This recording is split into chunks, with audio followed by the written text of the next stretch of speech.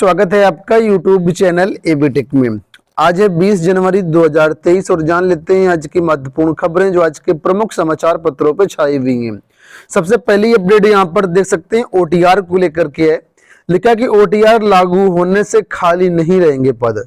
उत्तर प्रदेश लोक सेवा आयोग शैक्षिक अभिलेख अपलोड होने से कम होंगे औपबंधिक चयन। लिखा कि लोक सेवा आयोग 1 अप्रैल से अपनी सभी भर्तियों में वन टाइम रजिस्ट्रेशन यानी OTR की व्यवस्था अनिवार्य करने जा रहा है। इस व्यवस्था के लागू होने से शैक्षिक अभिलेखों की कमी के कारण पद रिक्त रह जाने की आशंका बहुत कम हो जाएगी। लोक सेवा आयोग की विभिन्न परीक्षाओं में तकरीबन 12 लाख अभ्यर्थी जुड़े हुए हैं।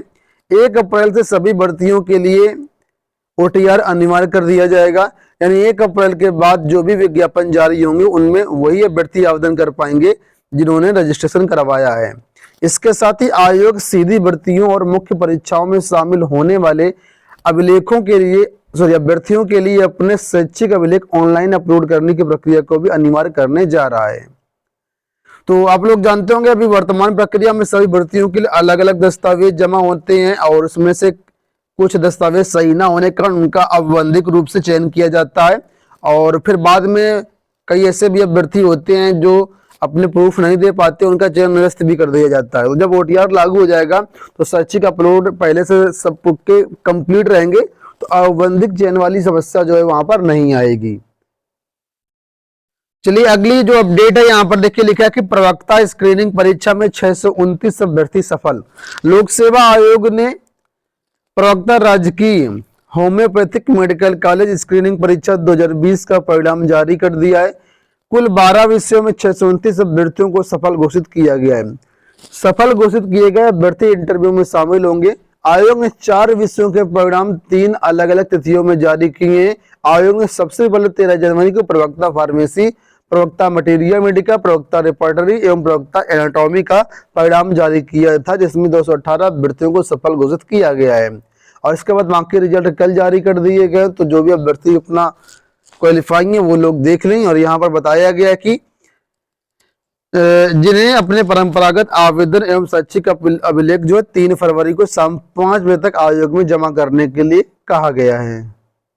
यहाँ पर देखिए अपडेट है कि UPPSC ने पहली बार दी संभावित साक्षात्कार की सूचना। चिकित्सा शिक्षा, प्राविधिक शिक्षा, वन विभाग में की जाएगी भर्ती।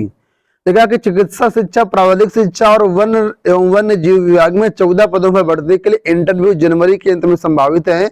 लोक सेवा आयोग ने अपनी वेबसाइट पर पहली बार इस प्रकार की सूचना जारी की है। आयोग की नई वेबसाइट शुरू होने के बाद अभ्यर्थियों की सुविधा के लिए तमाम नई व्यवस्थाएं लागू की गई हैं। नई वेबसाइट के माध्यम से अभ्यर्थियों का विज्ञापन जारी होने के 15 दिनों पहले इसकी सूचना दी जा रही है। इसी कड़ी में आयोग ने एक और व्यवस्था लागू की गई जिसके तहत अभ्यर्थियों को संभावित साक्षात्कार सूचना भी पहले से दी जाएगी। तो कुल मिलाकर के इस जनवरी में जो भी इंटरव्यू होने उनकी लिस्ट जारी कर दी गई है, मतलब वो सूची जारी कर दी गई। आप लोग चाहें तो चेकआउट कर सकते हैं। बात करते हैं रेलवे ग्रुप डी को लेकर के। तो यहाँ पर देखिए अपडेट है कि RRC लेवल 1 का दूसरा चरण 28 से, पहला चरण पूरा हो चुका है और दूसरा चरण 28 से शुरू होगा। DCM मैदान पर चल रही रेलवे भर्ती प्रकोष्ठ प्रयागराज के NTPC लेवल 1 की शारीरिक दक्षता परीक्षा का दूसरा चरण 28 जनवरी से शुरू होगा।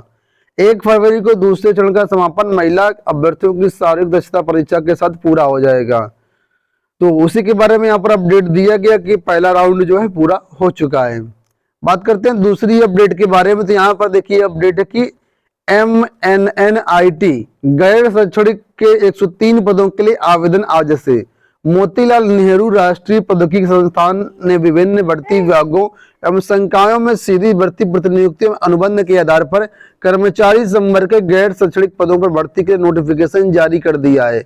भर्तियों के लिए ऑनलाइन आवेदन 20 जनवरी से शुरू होंगे।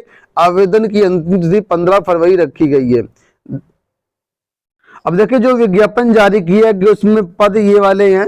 सुपरिटेंडेंट के 3 पद हैं, पर्सनल असिस्टेंट के पद हैं, सीनियर स्टेनोग्राफर के पद हैं, सीनियर असिस्टेंट के 1, जूनियर असिस्टेंट के 4, ऑफिस असिस्टेंट के 21, फार्मासिस्ट के 2, टेक्निकल असिस्टेंट के 20, जूनियर इंजीनियर सिविल के 3 पदों पर भर्तियां होनी है। तो जो भी अभ्यर्थी एलिजिबल है, इंटरेस्टेड है, इसमें आवेदन आप लोग कर सकते हैं। अगली जो सूचना यहाँ पर है वो देखिए मुख्यमंत्री अध्यापक पुरस्कार को लेकर के और राज्य अध्यापक पुरस्कार को लेकर के है। इसके लिए ऑनलाइन आवेदन बीच में लिए गए थे, लेकिन फॉर्म की संख्या बहुत कम होने के कारण एक बार पोर्टल फिर से खोल दिया गया है। तो लिखा कि शासन ने शैक्षिक सत्र 2022-23 में राज्य व मुख्यमंत्री अध्यापक पुरस्कार के लिए माध्यमिक शिक्षकों को आवेदन करने का एक मौका दिया है। अब 21 जनवरी से 31 जनवरी के बीच अर्हता रखने वाले सरकारी सहायता प्राप्त माध्यमिक व संस्कृत विद्यालयों के शिक्षकों के अलावा वित्तविहीन विद्यालयों के शिक्षक प्रधानाचार्य भी ऑनलाइन आवेदन कर सकते हैं। शासन ने राज्य व मुख्यमंत्री अध्यापक पुरस्कार चयन की नई समय सारणी भी जारी कर दी है। इसके तहत आर्य शिक्षक 31 जनवरी तक इस वेबसाइट पर जाकर के अपना आवेदन कर सकते हैं। आवेदन में शिक्षकों को अपने अभिलेखों के साथ ही उत्कृष्ट कार्यों का 5 मिनट का वीडियो भी अपलोड करना होगा। इससे पहले 15 से 30 नवंबर तक आवेदन मांगे गए थे। दूसरी बार ये पोर्टल खोल दिया गया है। 31 जनवरी इसमें लास्ट डेट रहेगी, आप लोग आवेदन कर दीजिएगा। अगली देखिए सूचना है टीजीटी पीजीटी 2022 में सीट बढ़ाने को लेकर के जो मामला चल रहा था, आंदोलन चल रहा था, उसके बारे में लिखा है पूर्व मंत्री के आश्वासन पर अनशन हुआ समाप्त।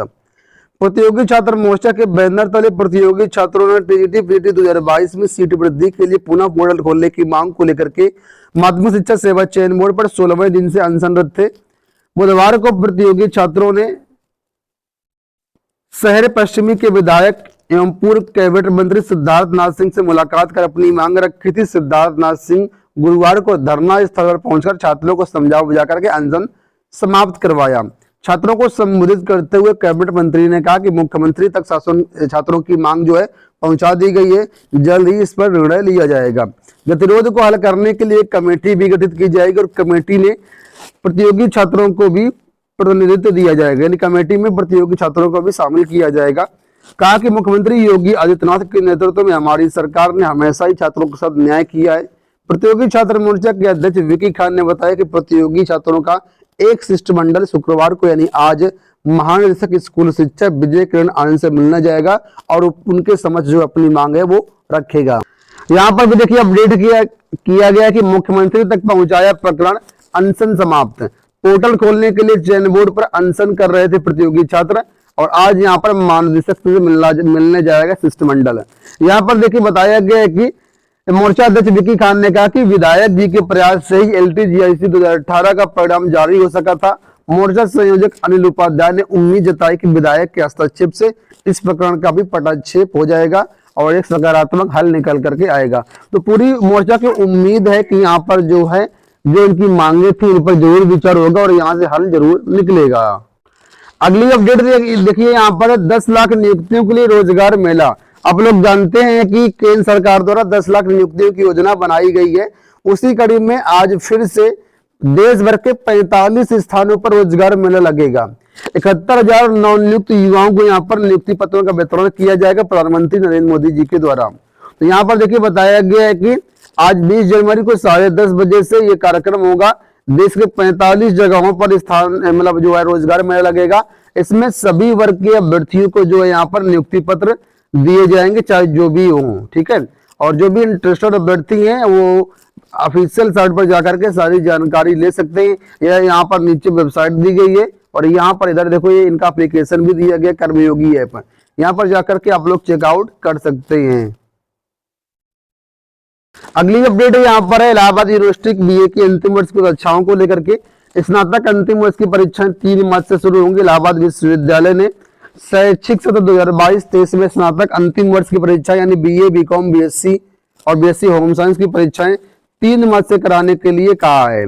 जो भी अभ्यर्थियों विस्तृत कार्यक्रम जो है वेबसाइट पर जारी कर दिया गया, वहां से अपना जो शेड्यूल है डाउनलोड कर सकते हैं। अगली जो अपडेट है MTS भर्ती को लेकर के है। लिखा है कर्मचारी चयन आयोग केंद्रीय विभागों में MTS के 11,409 पदों पर भर्तियां करेगा। इसमें 10,880 पद जो है MTS के हैं और 529 पद यहाँ पर हवलदार भर्ती के हैं। तो जो भी अभ्यर्थी इंटरेस्टेड है आवेदन कर सकते हैं। governmentjobcenter.com पर इसके लिए लिंक एक्टिवेट कर दिया गया, वहां से आप लोग जाकर के आवेदन कर सकते हैं। लिंक वीडियो के डिस्क्रिप्शन बॉक्स में आपको मिल जाएगा। अंतिम जो सूचना है वहां यहाँ पर देखिए एक सूचना और रही जा रही है, उसको भी देख लेते हैं। ये सूचना है न्यू पेंशन स्कीम को लेकर के। लिखा है कि न्यू पेंशन स्कीम न अपनाने पर वेतन रोकने के आदेश पर रोक।